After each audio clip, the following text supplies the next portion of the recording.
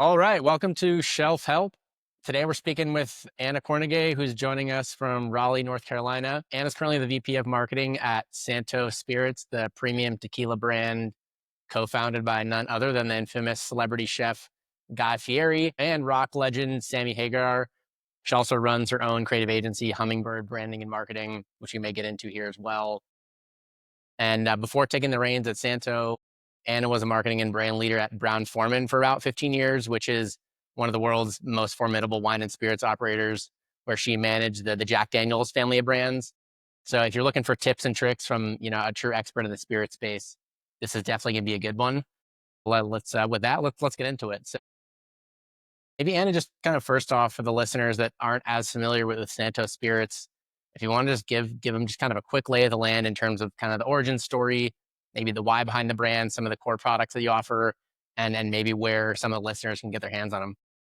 Sure. Well, thanks for having me. It's great to be here and appreciate the kind words. Santo Spirits has been around since 2017.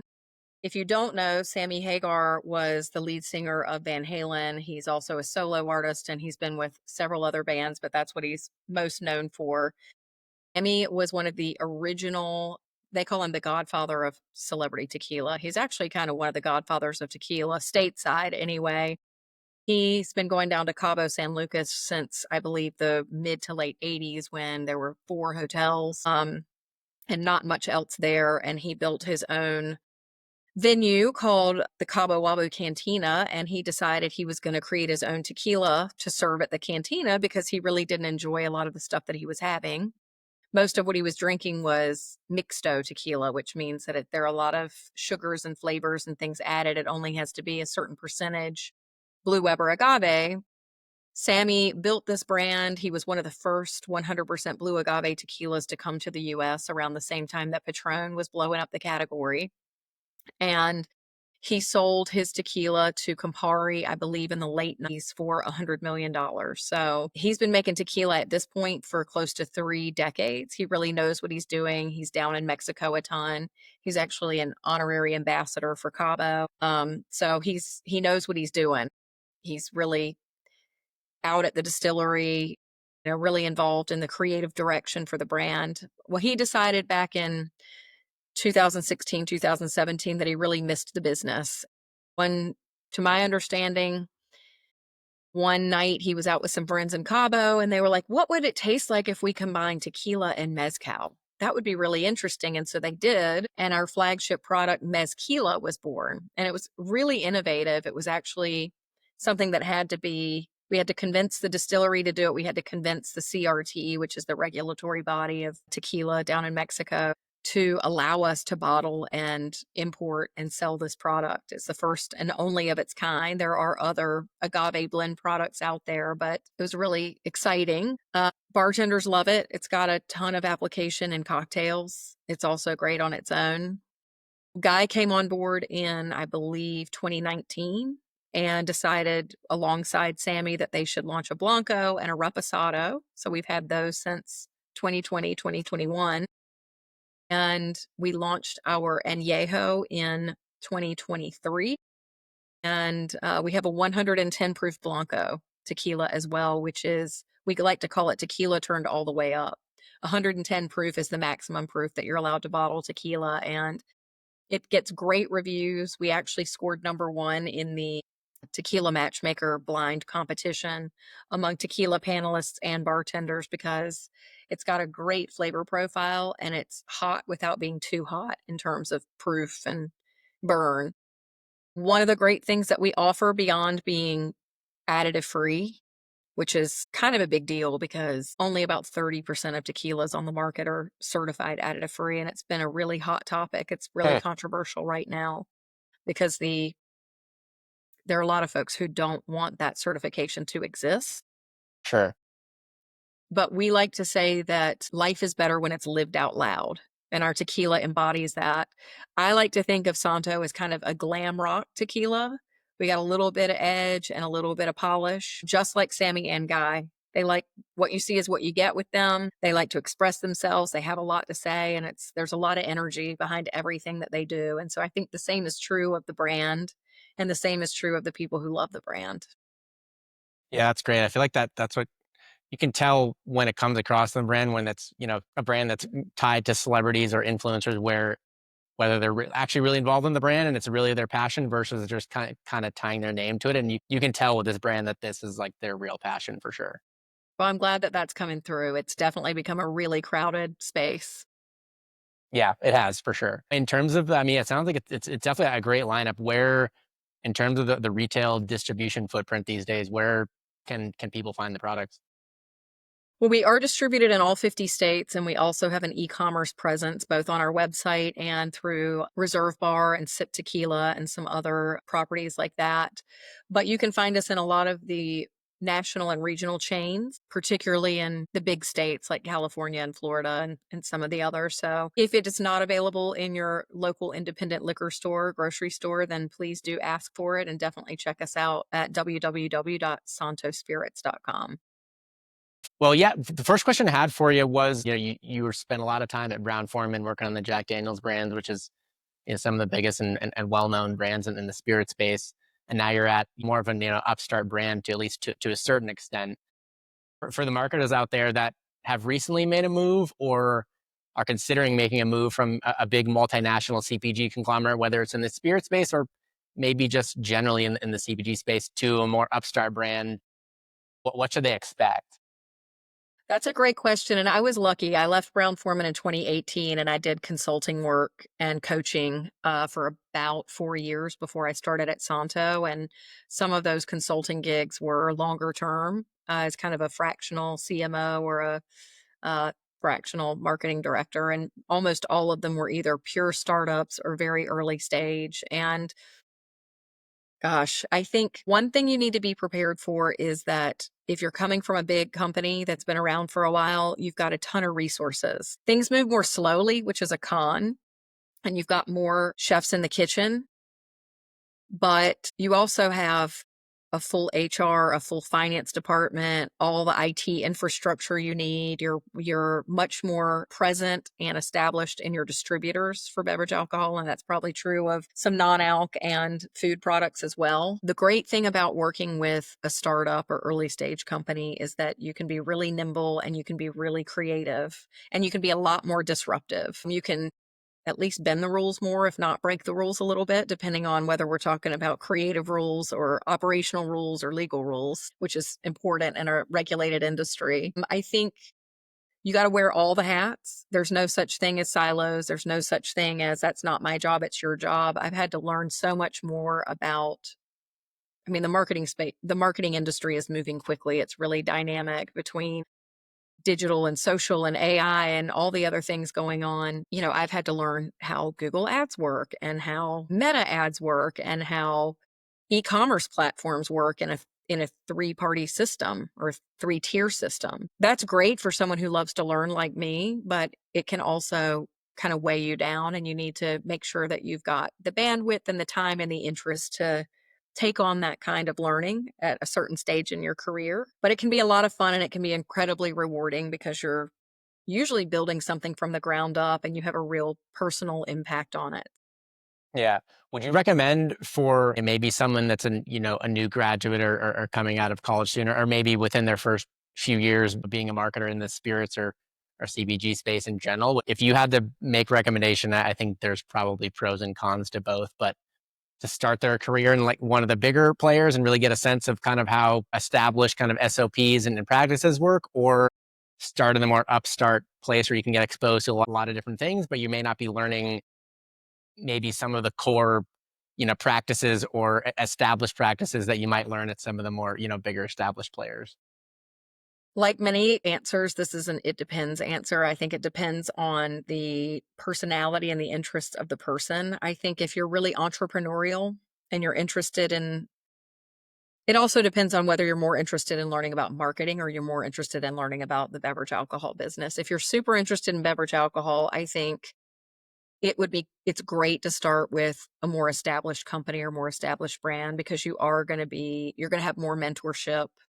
You're going to have more of those resources available to you. You'll probably have bigger budgets to actually go and do things with and learn from. And you'll know what the guardrails are. You're going to learn some of those regulatory limitations that you might not learn in a startup. I Yeah. think if you if you're really independent and really entrepreneurial and you want to get out there and really make a mark, then working for a startup can be great. It gets a lot of times with startups, what I've noticed is there's a lot of ambiguity and there's a lot of pivoting and there's not necessarily always a stable budget. And that can be really frustrating if you're just starting out and you're trying to learn because you've got so much ambiguity and so many changes and so much disruption all the time. It can be hard to kind of filter through that and figure out how to go do what you're being asked to do. Yeah, that makes sense. I mean, I think like anything, you could make an argument for both, but it seems like, yeah, probably starting in a big organization. If you just started straight out in the startup world where you're kind of playing by the seat of your pants to a certain extent, I think I feel like there is probably some, core learnings that you would learn from a mentorship standpoint that you may never pick up if you start in that startup world and kind of stay there for a while. Well, and the other thing I'd say is if you think you want to be in startups when you move from job to job or role to role, I think there's a some street cred to having been with a startup and made a mark on the business in a startup and having that scrappy kind of different culture and different approach. However, having at least some experience with a bigger supplier or a bigger brand gives you an anchor. You've had, and it's also great. I'm a big fan of test and learn, try it out, see what you like and what you don't like. So I would highly recommend doing both or at least interviewing with both. Yeah, for sure. That totally makes sense. Well, yeah, shifting gears a bit, you talked about the Sammy Hagar, Guy Fieri connection to Santo a bit. In terms of building a celebrity backed brand specifically, in what ways has that aspect felt like a bit like a cheat code or like you're starting on second base to a certain extent?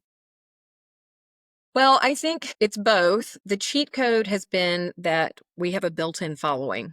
So Sammy's fan base is incredibly loyal and super avid about everything that Sammy does. So Sammy puts something out there and we immediately have social media followers and we immediately have e-commerce sales and um the same is true of Guy. Challenge for us is just perception. So because there are so many celebrity brands out there, and to your point, most of them are just endorsement deals or licensing deals. They're not really, the celebrities aren't creating the brand. They're not involved in day-to-day operations and creative decisions. They're doing limited appearances or content creation for the brand. They're just getting paid out if the brand does well on the backs of somebody else who's going down to distilleries or out and around to distilleries, who's doing the sales meetings with distributors, who's out there day to day making the sales calls and learning what's working and what's not. Sammy and Guy are really involved, and Guy, I just came back from bottle signing in New Orleans with Guy this weekend. He's doing on average 2 a month. He was the keynote speaker at the United States Bartenders Guild's first annual meeting last year in Denver. I mean, it's also great to be working with celebrities who are operators themselves. So they understand how bars and restaurants work and how important it is to make sure that you're talking to the stakeholders on the staff as well as the guests. And, one barrier that we've had to overcome, or that I thought we were going to have to overcome, is that bartenders wouldn't be that stoked about a celebrity owned tequila. However, when the proof is in the pudding and the bottles and the product's really good, that's an easy barrier to get over to some degree. Also, being additive free has helped a lot. But what's really helped is that people remember Cabo Wabo and they know what Sammy's legacy in the tequila space is. And they also know what Guy did for the hospitality industry during the pandemic by Right. raising, 25, $26 million in grants for folks.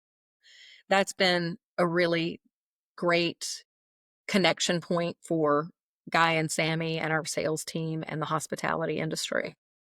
For someone that's a marketer that's been in the space, not at a celebrity, backed or brand that's partnered with, celebrities, if they were thinking about or had an opportunity to join a brand like Santo that's partnered with, two celebrities that are, pretty big and maybe are fairly involved in the brand, what would like be a few things that they should keep in mind or consider? I think the pro is that there's a lot of fun and novelty and energy associated with a celebrity brand that might not exist with a brand that doesn't have celebrity backing or a significant pop culture infusion of some kind.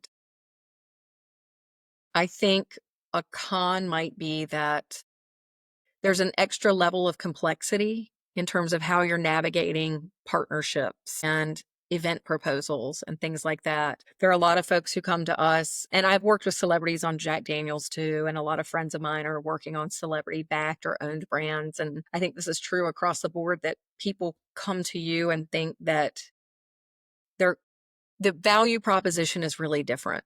So when you're a celebrity, especially when you're a big celebrity, everything you're doing, every moment counts. Time is money. And when you're creating different product lines and have different businesses and are doing paid appearances and have contracts for concerts or shows on television, then that's a high hurdle. So when folks are coming to us and they want to maybe carry a few bottles to do a podcast interview or an appearance with one of these folks, then it's like the value prop is the balance is off a little bit. And there you have to be very delicate in how you approach that with partners that you want to partner with, Right. because they're not interested in being educated about the celebrity business model versus the product business model, right? I mean, they're both brands, but there's a big difference between a celebrity brand and not a product, but like just the Right. celebrity themselves and the way that we do business as just a product in a bottle or a box or whatever. So it's a delicate dance that we have to do to make sure that it's a win-win for everybody, but that we're only bringing the most valuable opportunities to the celebrity partners. Yeah, that makes total sense. What are there any other celebrity backed brands inside or outside of the spirit space that come to mind that, from your perspective, are really doing things right? Wow, that's a great question. I mean, the one that comes to mind for me off the top of my head is Blake Lively's brands. What jumps out about those ones? Well, I think a lot of it is around if you connect with the celebrity or not. But I also think that the way being in, she was an relatively early entry into the non alcoholic space. And the name is fun. You know, the product formulations are good and it's kind of understated. It's not all about the celebrity. It's really product first, celebrity second. And there's a good lifestyle alignment. I mean, this person, I think that's the most important thing with any celebrity brand is there has to be a legitimate alignment between the product offering and the celebrity's personality and lifestyle. So if this Right. person is selling a non-alcoholic product but is out partying online all the time, then that's a disconnect for me. Now Yeah. she does have a new line that does have some alcohol in it and that's great. It's like kind of an extension. It's an offering for everybody, but I believe it's still low alcohol, so it's still pretty aligned. You mentioned non-alcoholic space.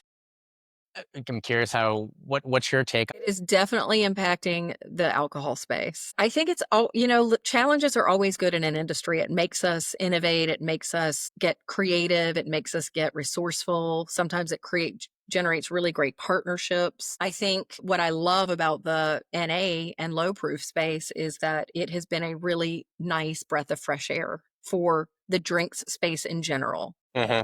The product sizes, the packaging, the formulations, the education around what some of these functional beverages do. There's stuff with THC, there's stuff with mushrooms, there's stuff with adaptogens and nootropics. I mean, I think it's invigorating. And Yeah. it's been really nice. We don't want too many options because then we have a predator's dilemma, right? But Sure. Right. it's been really fun to go out during the day or even in the evening for work events or for social events and have an NA or a low proof option that Yeah. tastes great. I think where the space has some room to grow is finding options that are a little bit more differentiated in flavor profile. I feel like a lot of these brands have 2, 3, 4 offerings and every brand has kind of the same 4 flavor profiles. Yeah, I agree with So that for tell me sure. more about what's different about your brand's 4 products over this brand's 4 products. Because if it's just packaging, that's not enough. I also think there's some room to make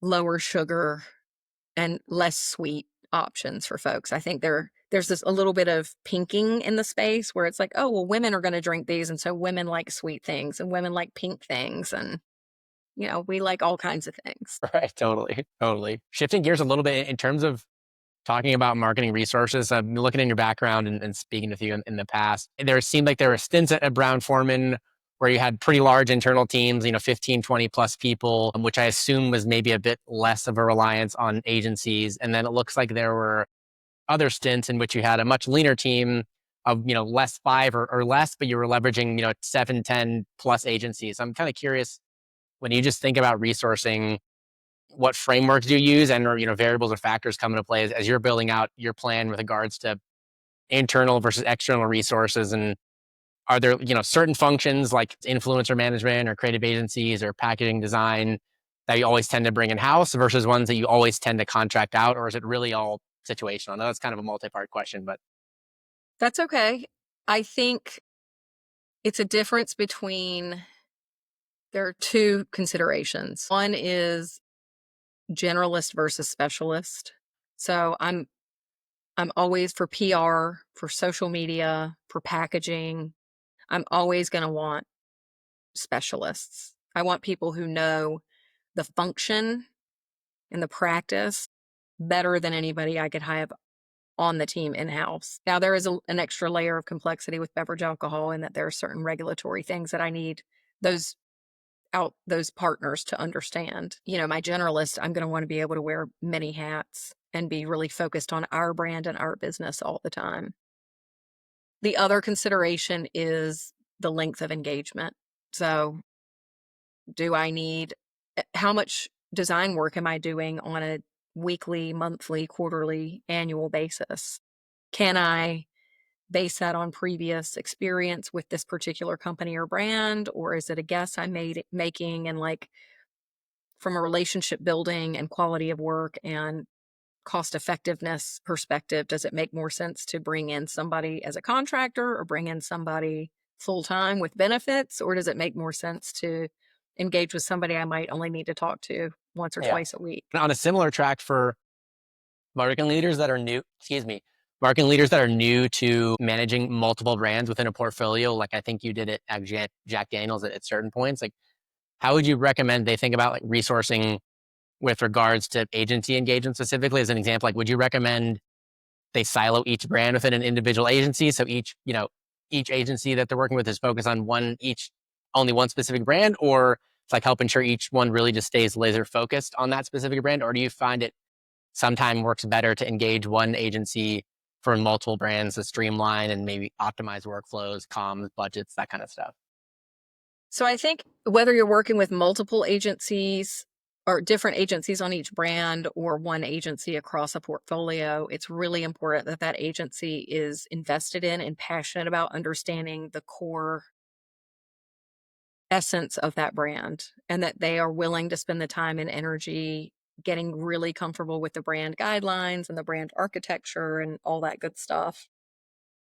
In my experience at Jack Daniels, I found that it was really helpful to have different agencies work on each brand, because it's really easy to cannibalize yourself when you've got a portfolio with 7, 8, 9 plus brands and an innovation pipeline. Because especially I'm thinking of PR off the top of my head, like there are only so many times a month where you can go out and talk to, put out a wire or make an announcement or pitch the same universe of beverage and food and lifestyle writers and influencers. So it's important to have some laser focus on things like that, because it's Yeah, that really makes a lot easy of sense. to overlook a 100,000 case brand when you've got a 5 million case brand that you're competing with for attention.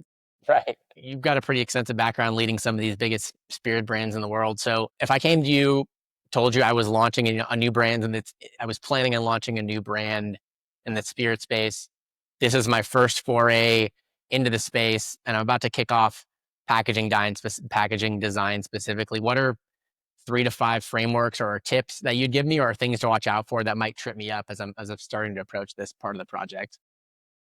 This is my favorite question, I think. Number one, you want to be differentiated, but in a good way. Too often there's like a code in beverage alcohol in particular where it's like, oh, if you're a rye whiskey, you're going to be green. Or if you're a tequila, you're going to be in the green and teal and gold white space. I think if you're sitting on a shelf, whether it's on a bar or in a store, you want to pop. So differentiating is one, standing out is two. They're the same thing, but I want you to be visible. Mm-hmm. Differentiating and being visible are a little two different things, especially when you're in a dark bar, staring at 200 bottles. Yeah. But it has to make sense, if you're throwing hot pink and purple on the label for a product that's a legacy brand that's, aged for 10 years and is targeting a certain demographic that doesn't make sense for them, that's not the right call. So differentiate, be visible. And the third thing I would say is think ahead. Do you know how, and a lot of people don't want to think about this because there's such a focus on urgency and speed and, now is better than perfect, good is better than perfect. But you really want to, and I always get this term wrong, and you can correct me, is it a hierarchy or a system? Like there's an approach to creating packaging for multiple products in a portfolio so that they connect in a very clear way to the consumer, but they're Mm-hmm. also different enough that that you're getting a higher proof point or a different flavor. Right.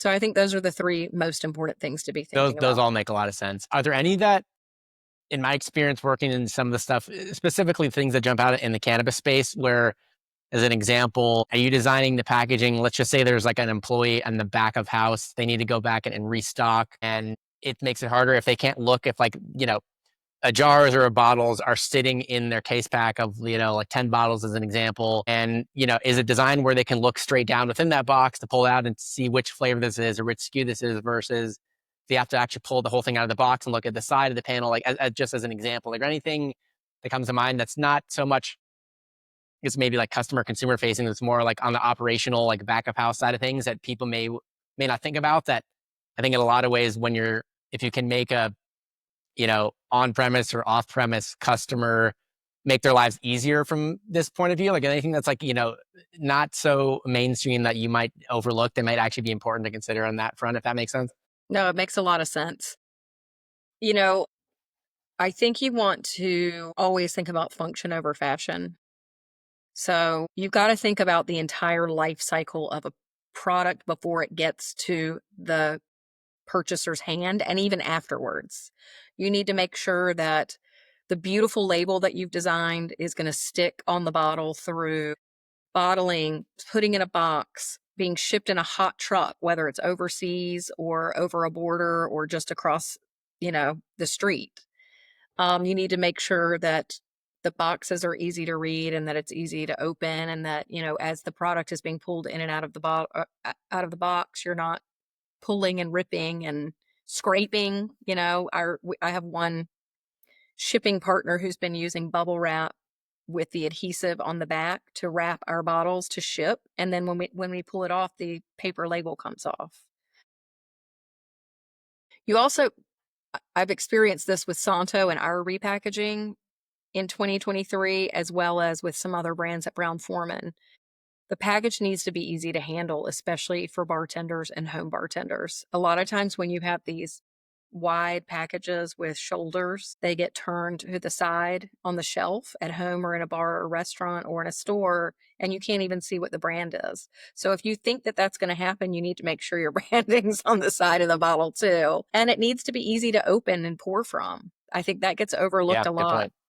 especially with designers who aren't familiar with the on-premise space and who might have never been a bartender and isn't thinking about high volume pours and things like that. Even when we're doing sampling events at big festivals, it's important that we have some accuracy and we're not making a big mess because that's wasteful. Yeah. There was one other thought I had about that the closure is of high quality.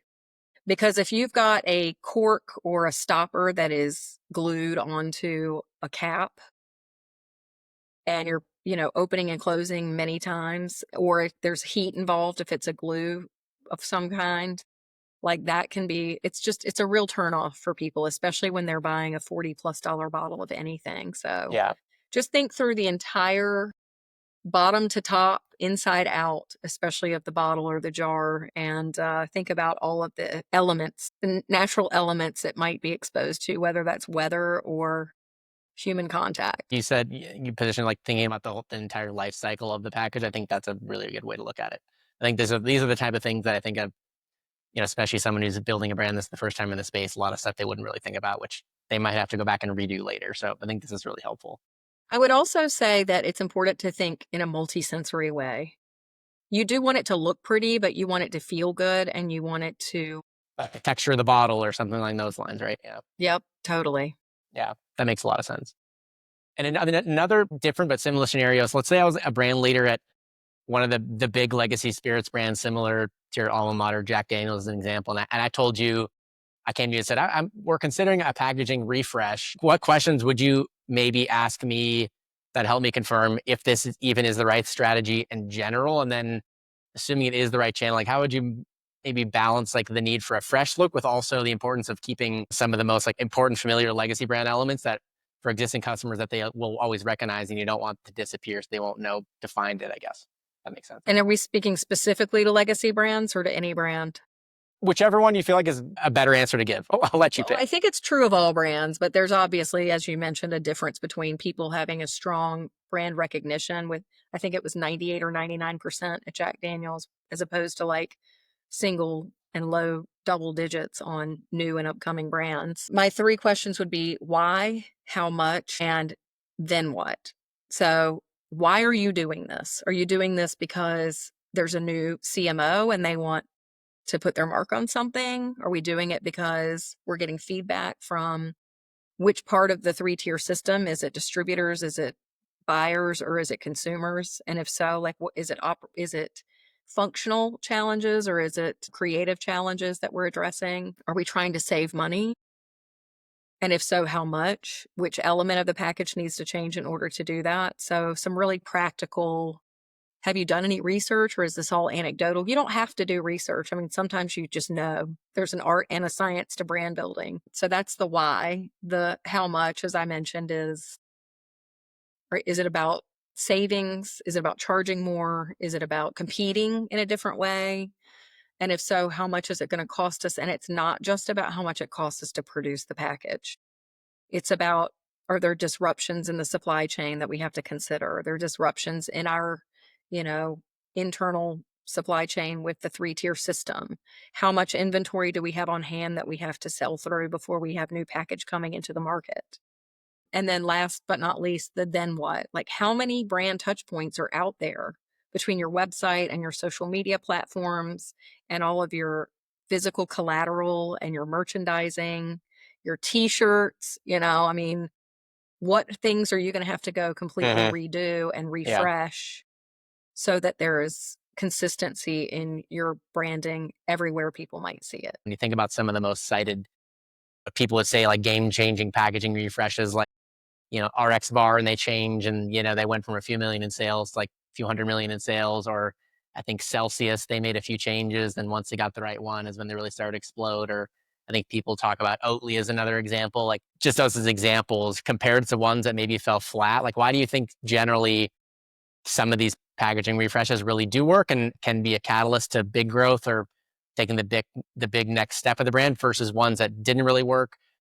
Maybe it alienated the customers and sales dropped, or maybe they were just flat and it was a complete waste of time or resources. Like, why do you think some worked and some didn't? Well, I think you touched on one reason, which is people have a hard time finding it or they don't get it. Like it just feels wrong to them. And I think there's an important element to package changes that you want to stay fresh and modern and relevant and dynamic, but you don't want to do it just for the sake of doing it. Like you want to be mindful of number one, you always want to keep your consumers' mindset and needs at the forefront. So are you trying to bring in a new consumer? Are you willing to alienate or leave behind a core consumer that's been following your brand for a while? How loyal are consumers really about anything anymore? So, and then the other thing I would say is you really have to be thoughtful about the value proposition. Is the change that you're making, does it, as a consumer, if I buy that product now with the new package or the refresh at the same price, do I feel like I'm getting more for my money or less for my money? Are you going to be charging me more? And if so, does it feel like that upgrade is worth it or not? Yeah, those are all seem very relevant. On a similar track in terms of, things that worked versus things that didn't, it's clear you've got a lot of wins under your belt over the past, few years. However, you could probably agree some like the best learning experiences come from times when things didn't go expected, whether it was a, campaign or launch or something. Yeah, anything from, whether it's, a campaign or launch strategy or something else that comes top of mind that you worked on that didn't really work or necessarily like go as planned, and then kind of like looking back, is there anything you would have done differently with that? Oh man, this now seems obvious to me, or maybe it wasn't so obvious then. But No, everything's been a win, of course. No, I'm kidding. You know what? I will say that when we launched our 110 proof Blanco back in August of 2022, there wasn't a clear reason why. And we did not put enough energy behind it. So sometimes you need to take a risk and you need to think big and you need to be willing to invest behind it. I think the biggest mistake I see brands make, whether it's an existing brand with a new launch or whether it's a startup, is grossly underestimating the amount of money you need to be willing to lose before you start making money. And this might be a Captain Obvious answer, but what I've seen work best, there's a practice in the beverage alcohol space, and it's probably true in most industries, where you want to invest a certain percentage per case or per bottle, per product towards marketing efforts and awareness driving and commercial efforts. And for an emerging brand or brand new brand, that needs to be at least 60-70% of the margin or the yeah, profit. With established brands, it can be a lot less, but you still need to be spending it because you make up for it in volume, right? But I think if you really want to hit, you've got to lose money before you start making money, sure. because it's such a saturated space that you've really got to spend enough money to stand out and do it in a way that's exciting, not Yeah. just in the standard marketing plan, do these things, check the box kind of way. Speaking of like exciting things, are there any trends that, whether you like looking back, like, oh man, I wish I would have jumped on that trend or take advantage of, or things that you're seeing now from whether it's mostly just referring to like product categories or, anything even maybe broader than a product category, anything either that's looking back, oh man, I wish I would have jumped on that, taken advantage of that category, or jumped on with the brand in that space, or things you're seeing now that you're feeling like has a lot of promise? I mean, I'm really excited about the non-alcoholic space. I actually have a master's in science in medical cannabis science and therapeutics. Hmm. And it's a fascinating area. And what's happening with psilocybin treatment is even more fascinating and expansive. It's still the Wild West. Medical cannabis and recreational cannabis have been around for, gosh, almost 20 years now. If you go back and look at California, and Yeah, 1996 was on like Prop 215 passed. it's been fascinating to watch the life cycle in different states and how the market has peaked and started to fall or plateau. And I think, as a tangent, in my mind, the biggest challenge is the federal laws are still so antiquated that businesses can't really put the kind of marketing and operational and strategic firepower behind the brand and the customer experience in dispensaries in order to keep people coming back in a way that's not just price based. Yeah, The totally. model is, which dispensary is featuring the product I like this month on sale, or, you know, this is my go-to spot and what are they selling today the cheapest that I can buy. And it's really creating a commodity instead of a brand experience or a product experience, which is disappointing because, we should really honor plant medicine. Not Yep. to get too woo-woo on you, but Yep. I I'm on the think same we're page only in all just this for scratching the sure. surface on what functional beverages and functional food and beverage products can do. And so I'd love to dig a little bit more deeply into that space. Yeah, for sure. I'm on the same page with you. All right. Well, last question for you. How are you and or your team currently leveraging AI, and what are you feeling like we're starting to look into this, maybe other things you can use it for that you're not using it yet, but you're excited about the potential? So I I'm really uh forward thinking on some things and old school on other things. And this is something I'm really old school about. I think that AI can be really helpful for thought starters. I think AI can be great for give me 20 social media content ideas for social media. And we're not doing this to my knowledge. All of our work is being done with a third party, but Mhm. it's a great way to prompt yourself, to get some thought starters, to get some ideas. I just it gives me the ick that people are using it to write long form stuff. Like, I do not want to get an email from you that's generated from AI, and I can usually tell, and it's an immediate no for me. Like, to me, it feels like a cop out and too much of a shortcut, especially when it comes to anything that needs to have a human connection or real creative energy behind it. And I mean, the term AI slop exists for a reason. What's being produced is based on a limited amount of data. It's a lot of data, but it's still limited and it still feels kind of regurgitated and out of touch to me. So I get pretty fired up about it. I'm not a fan, but I realize that, none of us want to get left behind. And Sure. so we got to find ways to incorporate it into what we're doing, whether it's in our professional or personal lives. Yep. I think all those things are very valid for sure. Well, yeah, and this has been really great. This has been awesome. I think clearly you have a lot of expertise in the spirit space, and I think in the CPG space in general. So where can people follow along, whether it's LinkedIn or Twitter or anything beyond those? LinkedIn would be best, Ana Kornegay, and I'm try to stay as active as I can on Instagram, and that's at Ana Kornegay with one N in Anna. So Awesome. please join me, follow me, comment, like, do all the things. Love it. All right. Awesome. Well, thanks, Anna. Really appreciate the time. This has been awesome. I think this has been a really great episode. And yeah, again, appreciate the time. I'm glad you're doing this. Can't wait to hear future episodes. Thanks a lot.